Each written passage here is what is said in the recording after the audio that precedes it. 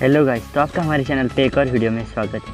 हमारे आज के वीडियो का टॉपिक है ranking of all starter trios from weakest to strongest. मतलब आज तक हमने पोकेमॉन यूनिवर्स में जितने भी स्टार्टर पोकेमॉन के ट्रियो देखे हम उनके रैंकिंग वीकेस्ट से लेकर स्ट्रॉन्गेस्ट तक करने वाले हैं। पर इसमें मैंने गैलार रीजन के स्टार्टर्स को इंक्लूड नहीं किया क्योंकि यह नया हिट स्टार्टर्स ट्रियो है और इसके बारे में हमें ज़्यादा नहीं पता। तो चलिए वीडियो को शुरू करते हैं। पर मैंने इसमें सिर्फ पोकेमॉन के पावर, मूवसेट और एबिलिटी को ही कंसिडर किया है। मैंने किसी भी स्टार्टर पोकेमॉन के ट्रियो को मेरा फेवरेट होने की वजह से ऊपर या नीचे नहीं रखा। अगर कोई ट्रियो टॉप पर है तो वह सिर्फ अपनी पावर की वजह से ही है। अगर आपका फेवरेट ट्रियो सबसे आखिरी पायदान पर है तो वह सिर्फ अपनी कम पावर की वजह से ही है। अगर आपको मेरी बातों से बुरा लगता है तो मुझे माफ़ कीजिए। अगर आपको मेरे चैनल का वीडियो पसंद आता है तो चैनल को सब्सक्राइब कीजिए। वीडियो पसंद आती है तो वीडियो को लाइक कीजिए और अगर आप मेरी बातों से कुछ ज़्यादा हर्ट हो गए हैं तो अनलाइक का बटन कीजिए। तो चलिए शुरू करते हैं। तो मेरे हिसाब से जिस रीजन में सबसे वीकेस्ट स्टार्टर है वही इनोवा रीजन और आपके मुताबिक भी इनोवा के स्टार्टर सबसे वीक होंगे। मैं इन्हें हेट नहीं करता पर सच में इनमें से एम्बर को छोड़कर बाकी के दोनों स्टार्टर्स वीक है।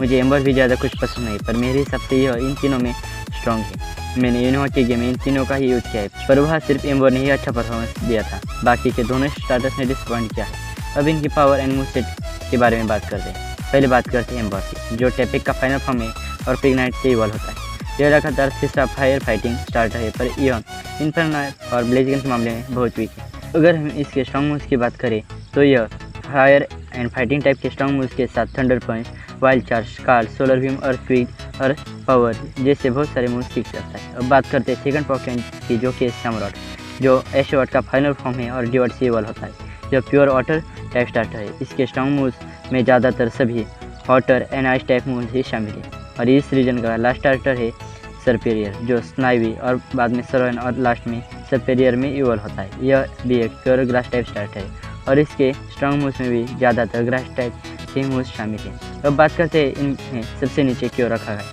तो इसका आंसर है इनकी सिंगल टाइपिंग एंड शॉर्ट मूवसेट। जहाँ एम्बर एक ऐसा पोकेमॉन है जिसकी ड्यूअल टाइपिंग है और लार्ज मूवसेट है।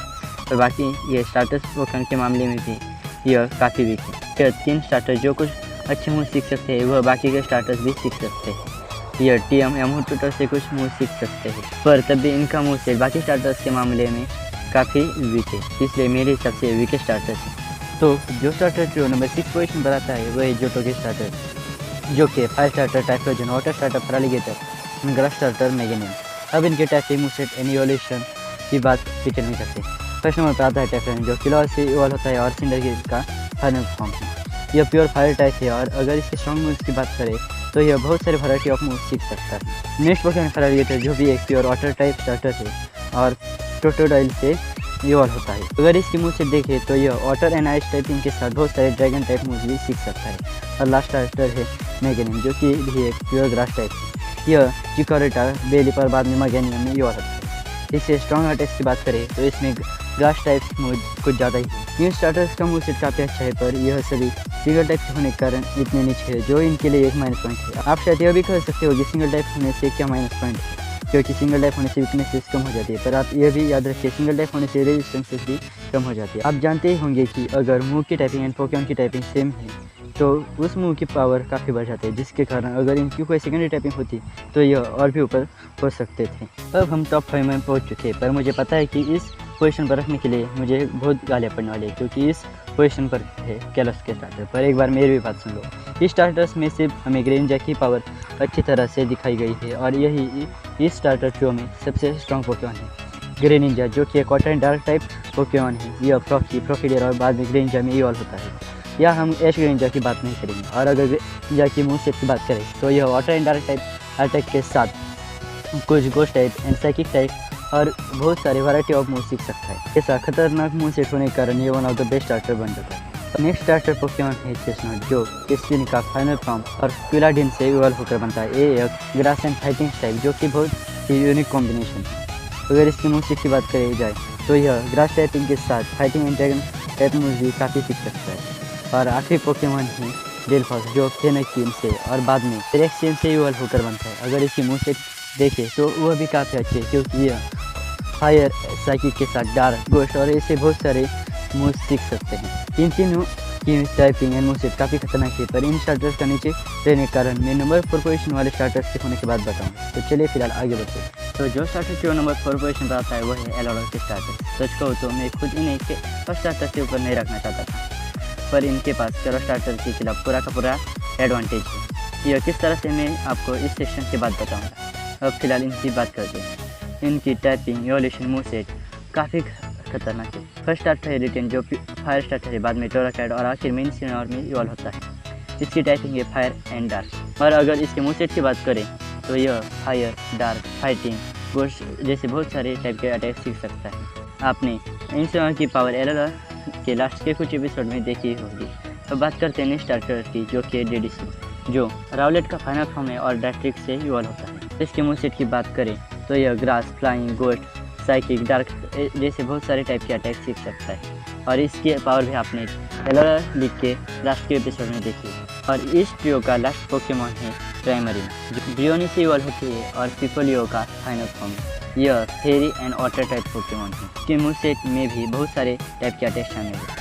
अब बात करते हैं क्यों इन्हें केलो स्टार्टर से ऊपर रखा गया, तो इसका सीधा सा जवाब है टाइप एडवांटेज। पहले अगर हम इन दोनों ट्रियो के स्टार्टर्स को देखें तो इनकी स्किन बहुत यूनिक है और इनका मूवसेट भी काफ़ी खतरनाक है। पर यहाँ एरोला स्टार्टर्स के पास इनके खिलाफ पूरा का पूरा टाइप का एडवांटेज है। वो कैसे, अगर आप इनकी टाइपिंग देखेंगे तो भी आपको पता चल जाएगा। अब बढ़ते हैं नेक्स्ट पोजीशन की तरफ। तो जो स्टार्टर ट्रियो नंबर 3 पोजीशन पर आता है वो है मेरा मोस्ट फेवरेट रीजन का स्टार्टर ट्रियो, जो कि सिनो रीजन। पर ये मेरा फेवरेट स्टार्टर ट्रियो नहीं है। मेरा favourite starter trio number 1 position पर। इस स्टार्टर ट्रियो के बारे में बात करते हैं।